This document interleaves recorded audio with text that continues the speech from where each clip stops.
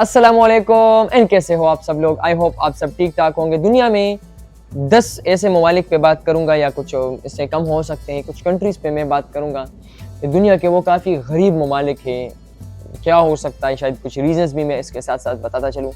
तो भाई उस वीडियो में आज आगे जाने से पहले आपसे दरख्वास्त है, सब्सक्राइब ज़रूर कर लें ताकि आपके लिए इतनी इंटरेस्टिंग वीडियो आपके लिए बनाता रहूं और आप उससे फ़ायदा उठाते रहे।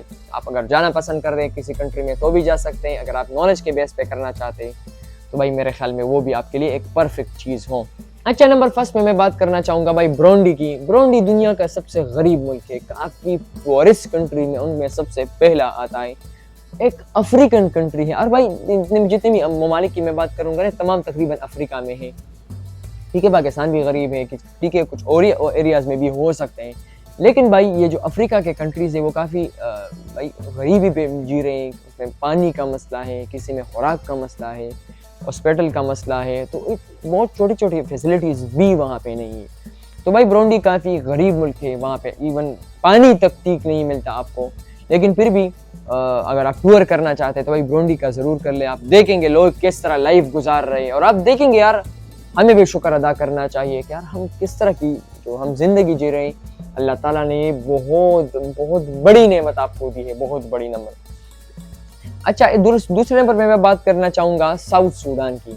तो भाई साउथ सूडान में एक ऐसी कंट्री है जिसमें अभी-अभी काफ़ी बड़ा वार हुआ, काफ़ी झगड़ा हुआ, काफ़ी एक पॉलिटिकल इंस्टेबिलिटी, लोगों के दरमियान में काफ़ी एक इंस्टेबिलिटी आ गई है। तो इन्हीं वजूहात की वजह से पहले भी काफ़ी गरीब था, लेकिन अभी जो धमाके, ब्लास्ट और इन चीज़ें हुई ना, तो भाई वो तो काफ़ी लो लेवल पे चला गया। तो भाई इन तमाम वजूहात की वजह से मतलब साउथ सूडान भी काफ़ी पुअर कंट्रीज़ में शामिल होता है।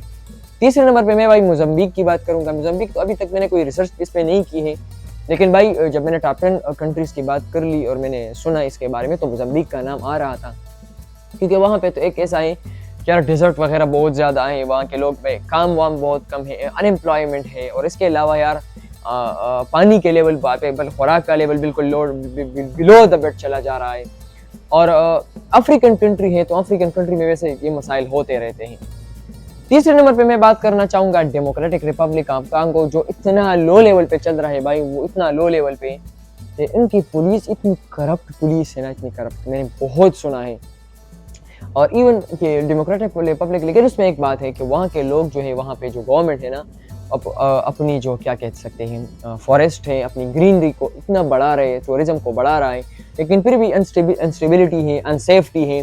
तो इन्हीं वजूहात की वजह से काफ़ी पुअर कंट्रीज़ में उसका शुमार होता है। इवन वो लोग जो आस-पास रहते हैं ना, वो भाई फॉरेस्ट में जाते हैं, लकड़ियाँ तोड़ते हैं, उसको खरीदते हैं, बेचते हैं। तो भाई काफ़ी एक अनस्टेबिलिटी वहाँ पे भी डेमोक्रेटिक रिपब्लिक ऑफ कांगो है, एक अफ्रीकन कंट्री है।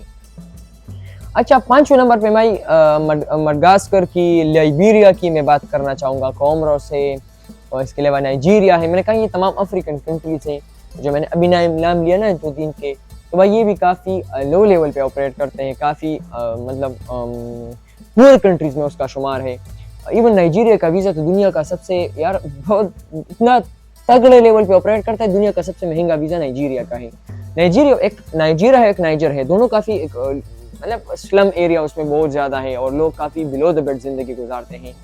इवन पानी का मसला है, होटल्स का मसला है और टूरिस्ट के लिए अनसेफ्टी है, पॉलिटिकल इंस्टेबिलिटी है, ज्योग्राफिकल इंस्टेबिलिटी है और ओसल अनसेफ्टी के इश्यूज़ वहाँ पे बहुत ज़्यादा है। टूरिज़्म नहीं है, इसलिए भाई मुल्क भी काफ़ी डाउन पे चला जा रहा है और कुछ ऐसे ममालिक हैं जिस पे वार चल रहा है और कुछ में खुद अनस्टेबिलिटी और अनसेफ्टी है। तो अल्लाह करे ये भी डेवलप हो जाए, हम भी ट्रैवल करते रहें। अगर आपको वीडियो अच्छी लग रही है तो प्लीज़ वीडियो को लाइक करें।